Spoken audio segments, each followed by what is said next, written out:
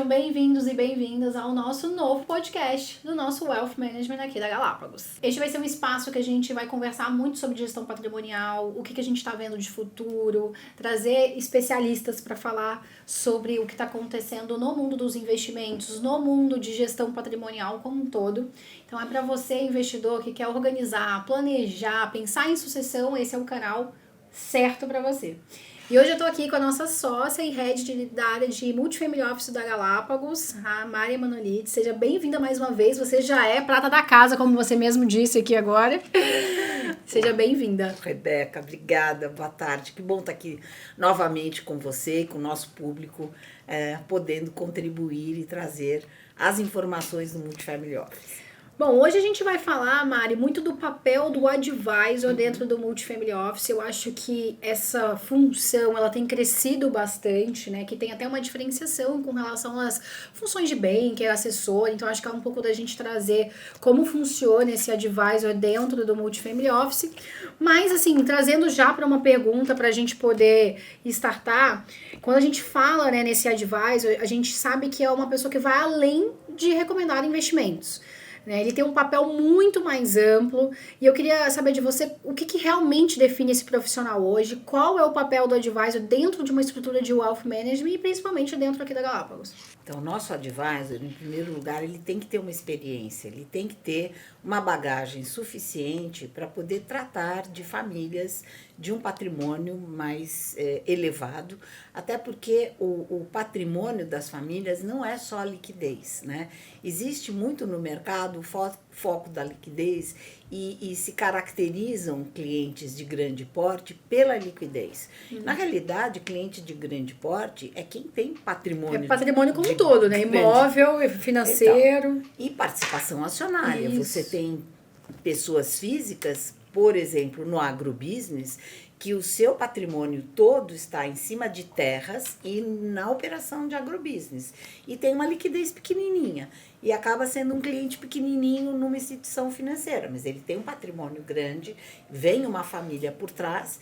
E respondendo a sua pergunta, o advisor tem que entender todo este contexto, o que envolve este patrimônio em relação a um planejamento de curto, médio e longo prazo para poder trazer soluções para esse cliente. Né? No caso desse agrobusiness que eu dei como exemplo, ele não tem a liquidez, mas ele, de repente, precisa emitir uma dívida, ele vai emitir um CRA. Então, este advisor, ele tem que ter um entendimento que esta família, esta pessoa física, hoje não tem essa liquidez, mas existe um negócio aqui. Sim. Nós temos uma área, né, de emissão de dívida, né, onde nós estruturamos crédito privado, onde esse advisor identifica e ele traz a solução para este cliente, fazendo uma emissão de dívida, né, para poder realmente melhorar o negócio desse cliente, que no tempo,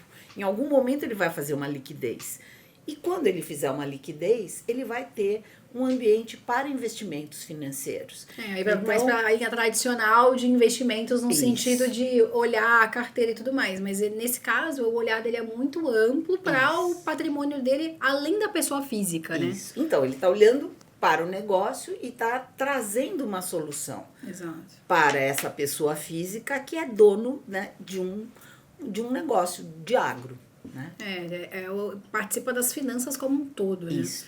Que é um papel muito comum nos Estados Unidos já. Isso. E que eu acho que aqui no Brasil tem ganhado cada vez mais relevância, né? Tem se saído assim dessa coisa só de investimentos que virou commodity para ser uma coisa muito mais consultiva, né? Isso. E tem um porquê isso que você está falando, né? Nós somos um país muito rentista. Nós estamos há muitos anos, há décadas, né, vivendo da renda fixa. Sim. Então, como sempre tivemos, né, nos últimos 30 anos, juros muito altos, o foco no mercado financeiro ficou sempre muito voltado para a liquidez. Nos outros países mais desenvolvidos, não. Na realidade, o planejamento patrimonial, financeiro e governança familiar, isso existe há, sei lá, 5 décadas, 6 décadas, que se faz, por exemplo, nos Estados Unidos, para que as famílias de verdade possam estar estruturadas da forma adequada e poder fazer a transmissão deste patrimônio da forma correta para a próxima geração. Muito bom. Bom, Mari, quando a gente fala dessa abordagem, né, que vai além de gestão de investimento, que tipo de preparo esse advisor precisa ter? Se a gente pensar em conhecimento técnico, pensar também em certificações financeiras, o que você está vendo que esse profissional, que você falou que ele é até mais sênior, né, o que ele tem que buscar para se tornar de fato um advisor family office? Em primeiro lugar, ele tem que vir do mercado financeiro de alguma maneira, né? Ter minimamente passado por alguma instituição financeira ou grandes bancos e aprendido até as operações financeiras, bancárias, crédito, enfim, banco de investimento, porque todo mundo fala mercado financeiro como se fosse uma coisa só, né? Departamento só. Mercado financeiro é um mundo, né? Você tem banco comercial, banco de investimento, financeira, leasing, você tem área de fusões, aquisições. Nossa, eu vou ficar horas aqui falando a quantidade de coisa que tem. E ter um conhecimento de um pouco de tudo isso leva tempo, né? Para que o profissional possa entender como que estas engrenagens todas funcionam.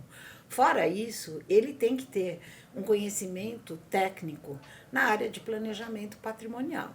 Existe uma certificação, aqui no Brasil estamos com ela há uns 20 e poucos anos. Eu, inclusive, fui uma das executivas que ajudou a trazer essa certificação ao Brasil.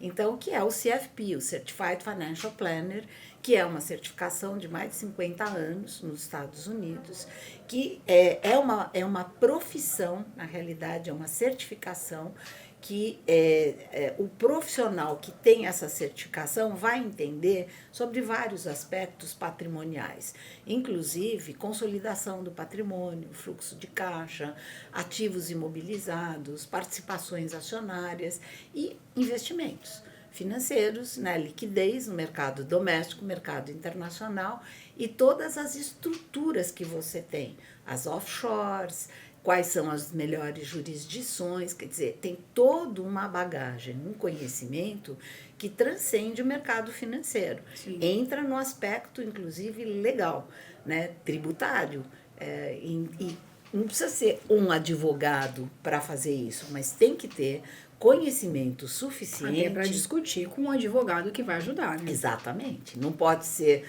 uma surpresa quais são as formas de planejamento sucessório, por exemplo.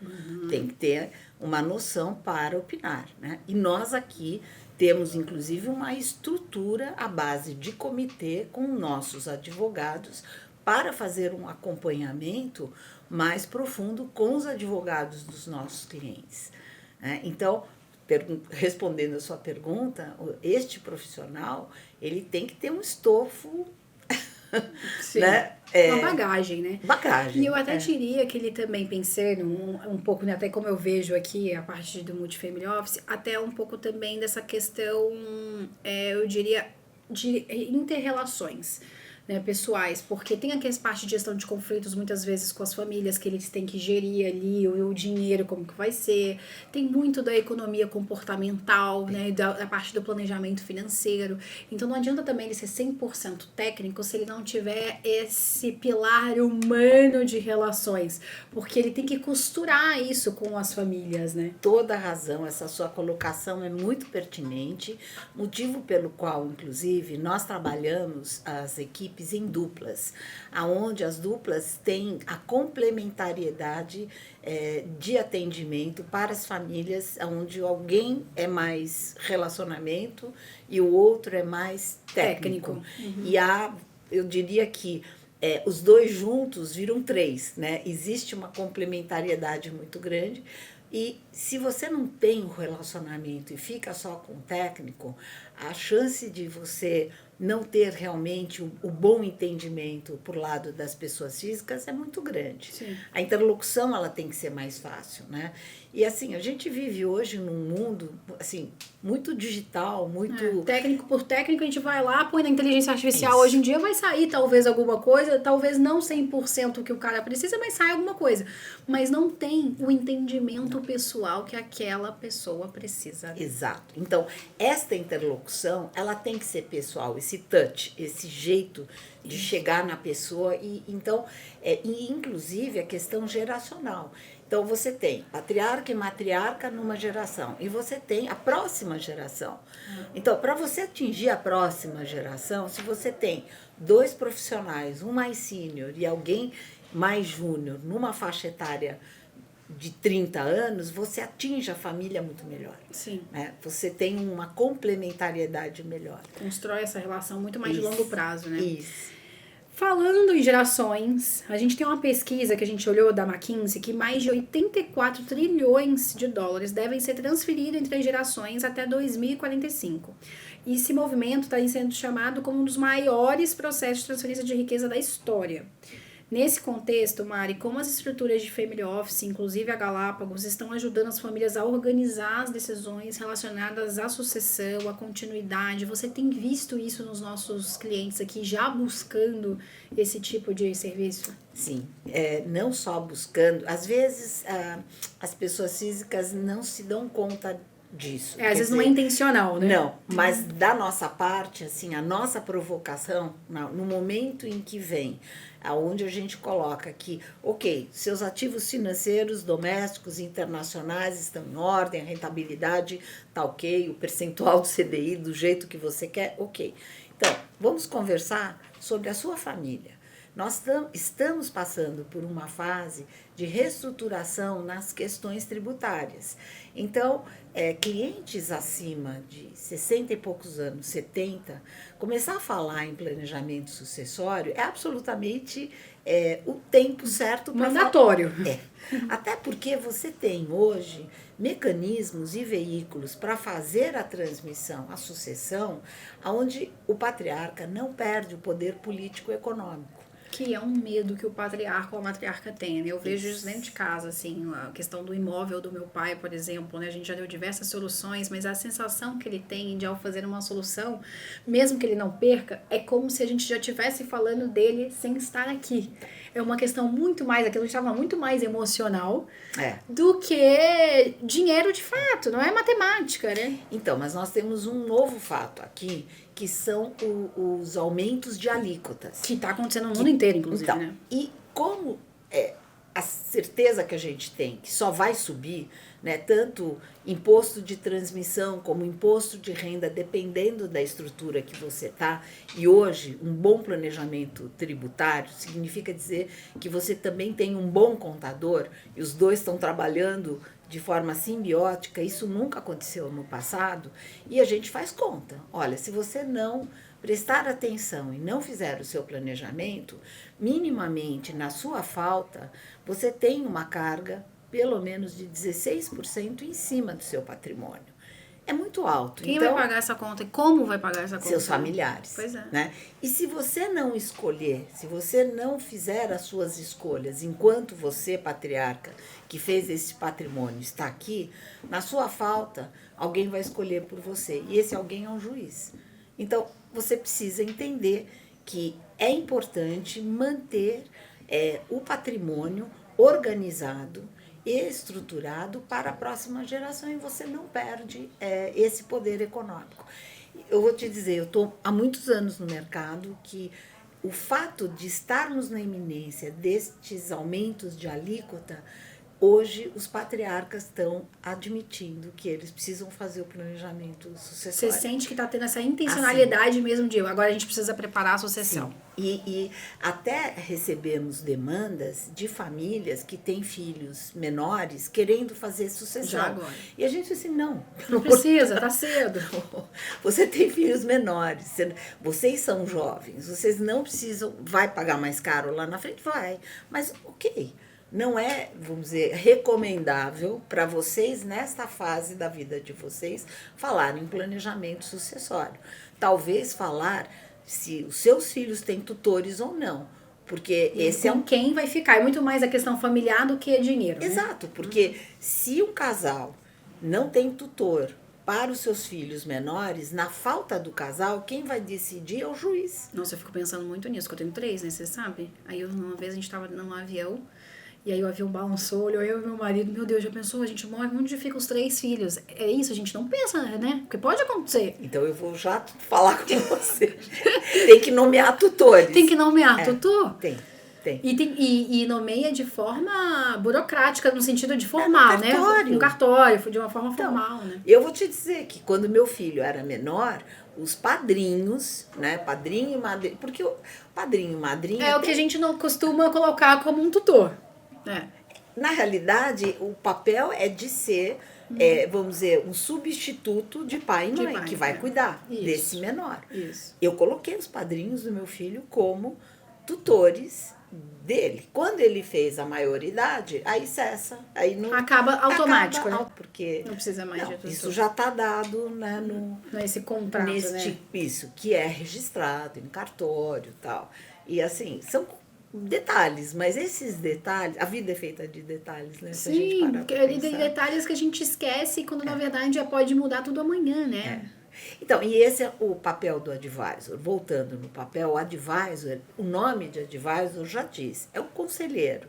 É aquele profissional que está acompanhando a família e entendendo o momento de vida em que a família se encontra, ou as pessoas físicas, pode estar no início de carreira, inclusive, na fase de acumulação de patrimônio. Sim. Mesmo nessa fase de acumulação, um planejamento ele se faz necessário. Sim. Né? E um casal que começa a sua vida do zero, os dois trabalhando, os dois vivendo uma vida comum, se planejarem juntos, né?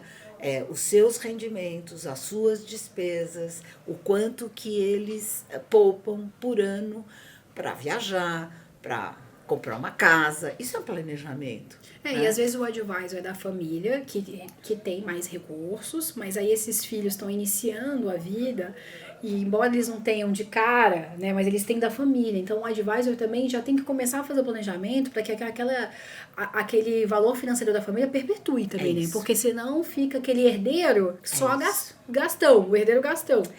Então, sendo advisor, por exemplo, a gente tem caso de famílias que os seus filhos chegam numa faixa etária de 20 e poucos anos e não estão preocupados em estagiar ou preocupados em trabalhar. Assim, a gente vai acompanhando, a gente vai prestando atenção, mas a gente entra no mérito, a gente pergunta, né? Bom, você está criando um herdeiro ou você está criando um ser humano para o mundo? Pensa que você não tem patrimônio nenhum e este ser humano, sozinho, ele vai ter que subsistir. Se ele não souber como subsistir, ele vai ficar debaixo da ponte. Exato. Como é que ele vai, pagar um aluguel, ou se ele não sabe como ganhar dinheiro? Ele não pode estar só confortável porque tem a herança dos pais, né? Exato. E, aliás, ter a herança dos pais e saber que é herdeiro também é algo que tem que ser previamente trabalhado, às vezes escondido. Né? Às vezes um jovem não tem maturidade para saber que o pai é multimilionário. É isso, né? Então, ele é muito confortável dizer, nossa, meu pai é multimilionário. Tá bom, mas e se ele perder tudo, o que vai acontecer? E a gente ouve tanta história, né, inclusive. Várias. Normalmente, na terceira geração, a família perde todos os recursos porque justamente não preparou esses filhos, né?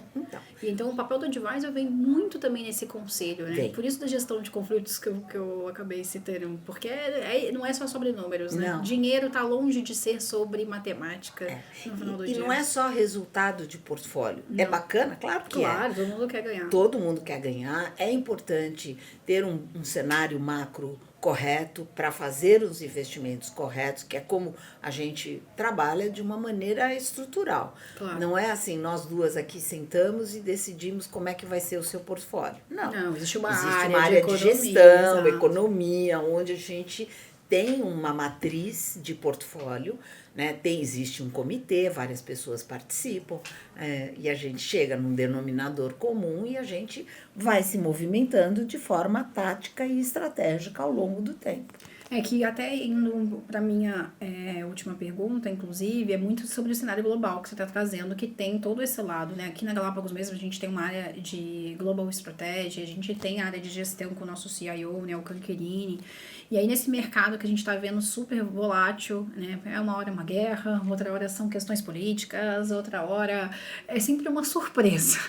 Tá animado. E você que já viveu algum tempo no mercado, antigamente eu acho que também as informações eram mais devagar, então a gente tomava decisões de uma forma um pouco mais pausada, eu diria. Hoje você toma uma e já fica pensando, será que eu tomei certo? Porque olha só o que aconteceu no final de semana, né? E aí é justamente como que nesse contexto o Multifamily Office entra e se justamente por esse contexto tem aumentado também a procura de uma gestão muito mais profissional através do Multifamily Office. Sem dúvida nenhuma, porque como todas essas variáveis trazem muita insegurança para as pessoas, chega um determinado ponto e diz, poxa vida, eu preciso profissionalizar isso, né? E aonde que um Multifamily Office entra? Ele entra porque quem trabalha com planejamento patrimonial vai olhar de forma integrada todas as classes de ativos. Então, quanto temos de liquidez no Brasil e lá fora? Quanto temos de patrimônio em imóveis no Brasil e lá fora?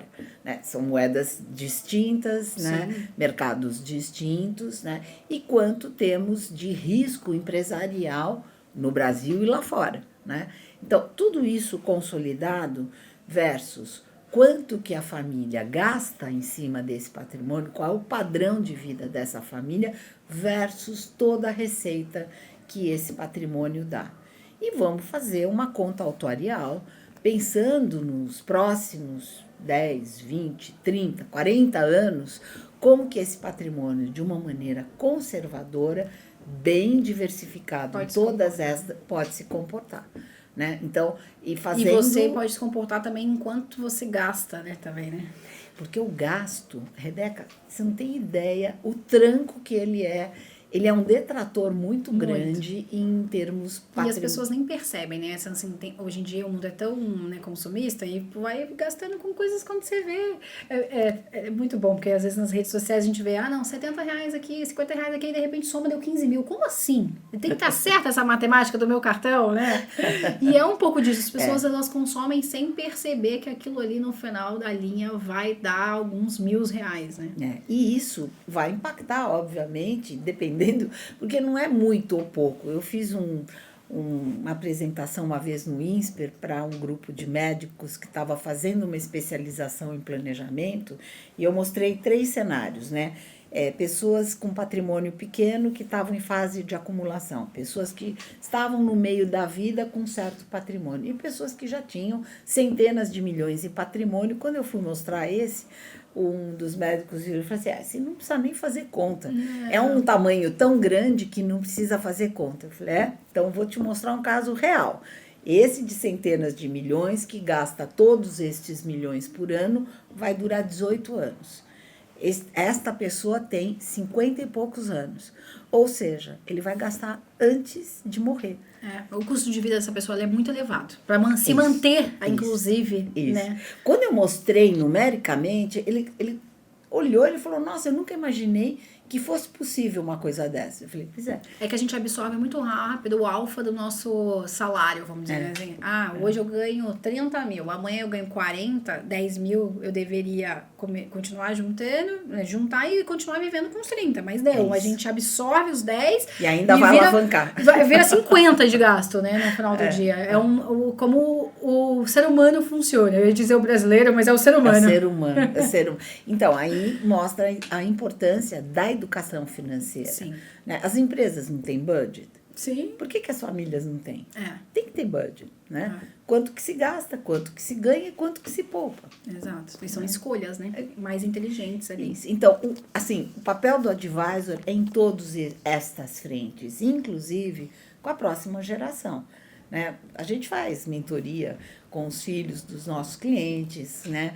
Conversando, explicando um pouco do mundo, como é que como fazer uma entrevista bacana, né? Assim, você vai prestar para ser estagiário em alguma empresa, dress code, como é que você deve fazer, tudo, né? O jovem hoje, ele fica olhando para o carpete, não olha para o interlocutor, né? Porque ele está tão acostumado com o celular aqui, né? Que ele olha para o carpete, ele não fala com as pessoas. As pessoas têm medo de olhar nos olhos, né?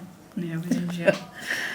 Bom, acho que tá claro que o Advise vai muito além de finanças, Vai. né? Vai. E eu acho que a gente tem caminhado muito aqui dentro para isso. Óbvio que a gente tem os especialistas que mergulham nas finanças, mas a gente também tem essas outras pessoas, como você, por exemplo, que circula, né, em todos os territórios e principalmente nesse humano. Não à toa você tá aí mentorando e muito tempo no mercado. Mari, muito obrigada. Mais alguma colocação que você queira aqui, como uma frase final do Advisor para o Multifamily Office? Eu acho que tudo aquilo que você utiliza especialistas e profissionais e traz um olhar profissional para uma gestão, traz uma diferença muito grande, né? As pessoas sozinhas, né, tomando decisões em cima de áreas que elas não estudaram para isso, elas ficam fazendo testes que às vezes podem não dar certo.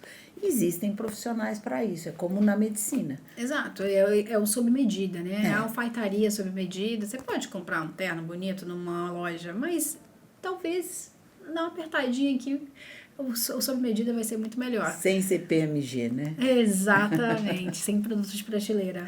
É isso. Obrigada, viu? Obrigada, Rebeca. Até a próxima. Até a próxima. Obrigada a você que nos assistiu até aqui. Você pode acompanhar tanto no nosso YouTube quanto nas redes sociais. A gente se vê na próxima. Até lá.